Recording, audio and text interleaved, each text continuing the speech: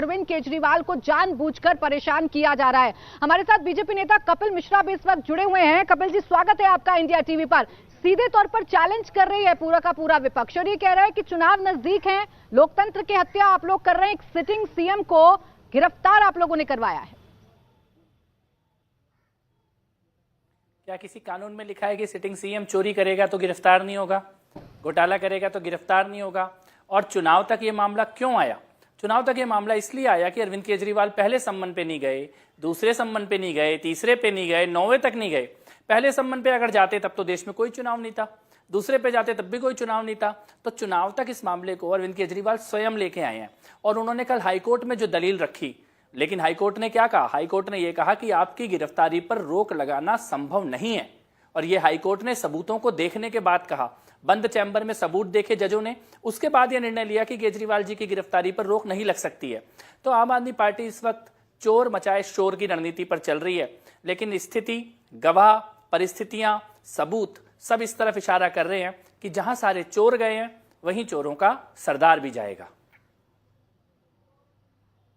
कपिल जी, जिन गवाहों की आप बात कर रहे हैं उन गवाहों पर भी सवाल उठाया है अभिषेक मनु सिंघवी ने, तो और पूरी की पूरी आम आदमी पार्टी भी कहती है कि तो एक कॉन्स्पिरेसी है। पहले वो गवाह अरविंद केजरीवाल का नाम नहीं लेता है, लेकिन जैसे उसकी बेल एप्लीकेशन रिजेक्ट होने लगती है वो अरविंद केजरीवाल का नाम भी ले लेता है। ऐसा लग रहा है कि उससे बस नाम ही बुलवाना ईडी का मकसद रह गया है।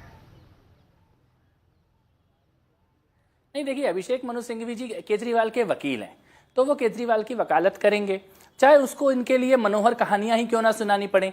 लेकिन सत्य क्या है? सत्य ये है कि इसी मामले में मनीष सिसोदिया भी जेल गए हैं और सुप्रीम कोर्ट तक ने उन्हें जमानत देने से मना कर दिया। संजय सिंह भी जेल गए हैं, सुप्रीम कोर्ट ने उन्हें जमानत देने से मना कर दिया। विजय नायर जेल में है, उनको कोई जमानत नहीं मिली है। तो जो जा रहा है वो बाहर नहीं आ रहा है। तो अगर इतने ही हल्की बात होती और इतने ही कम सबूत होते तो मनीष सिसोदिया और संजय सिंह अब तक जमानत पर बाहर होते।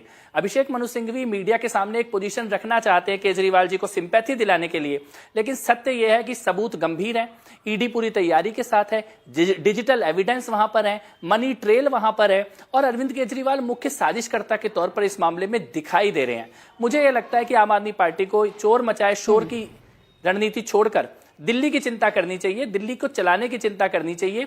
इस प्रकार से अपराधियों को बचाने की कोशिश करते हुए अगर सत्ताधारी दल दिखेगा तो ये उचित नहीं है। नहीं, दिल्ली को चलाने का इंतजाम तो उन लोगों ने कर लिया है। वो तो जनमत का पूरा हवाला दे रहे हैं और कह रहे हैं कि जनमत हमारे साथ है, इसलिए मुख्यमंत्री अरविंद केजरीवाल इस्तीफा नहीं देंगे, जेल से ही सरकार चलेगी।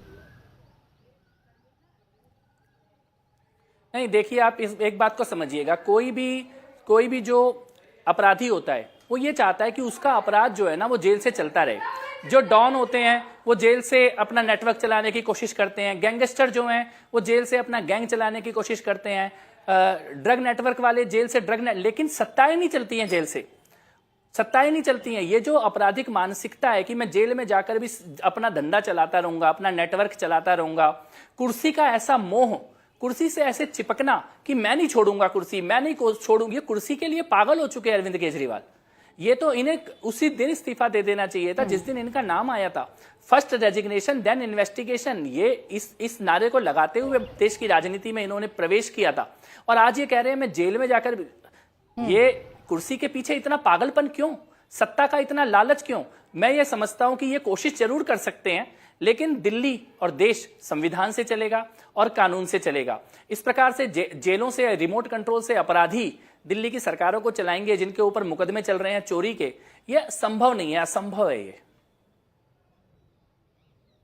वो तो ये भी कह रहे हैं ना, अभी देखिए पहला रिएक्शन अरविंद केजरीवाल का सामने आया। आप लाख कहें कि वो बेईमान हैं, आप लाख कहें कि उन्होंने भ्रष्टाचार किया है, वो तो अभी भी जब कोर्ट जा रहे थे तो उन्होंने कहा कि मैं तो देश सेवा करूंगा, करता रहूंगा, चाहे अंदर रहूं या बाहर रहूं।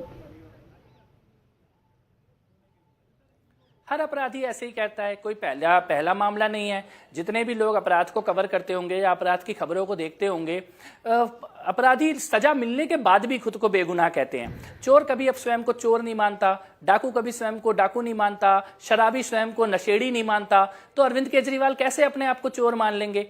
अरविंद केजरीवाल की राजनीति का ये आखिरी अध्याय लिखा जा रहा है। उन्होंने जो पाप, जो लूट, जो भ्रष्टाचार, जो रोज सुबह उठ के झूठ बोलने की राजनीति की थी, वो अपने आखिरी दौर में है और दिल्ली के लिए एक राहत की खबर है।